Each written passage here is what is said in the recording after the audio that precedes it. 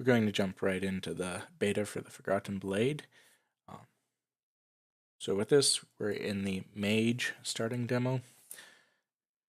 As you can see, we are inside a city with a wizard tower as the primary focus.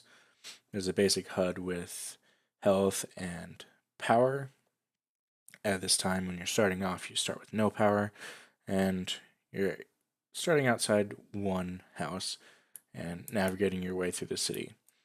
The player can run normally, they can sprint, and they have the option to jump and double jump. As well, the camera can be zoomed in and out, and there's also a first-person mode and the default third-person mode. There are several interactable objects within the city. Some, like this barrel, print a message to the world. As you can see, the barrel is empty.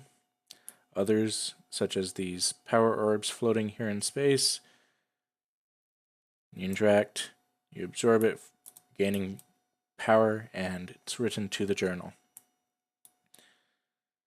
And if we go over to this wizard tower, we have some stationary guards and some wizards that are pathing around the upper levels. The scroll in here is a hybrid of the two other interactable objects. As you get in range of it, it prints a message in the world. It's a scroll depicting a map of Cal.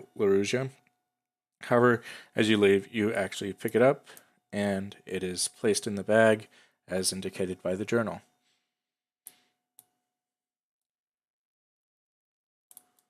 And that is the entirety of this demo level.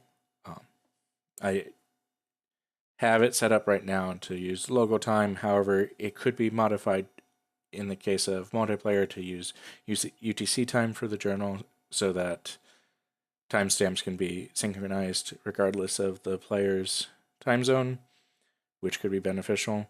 At this time, I'm planning on this game being single player, but that may be future functionality. Thank you.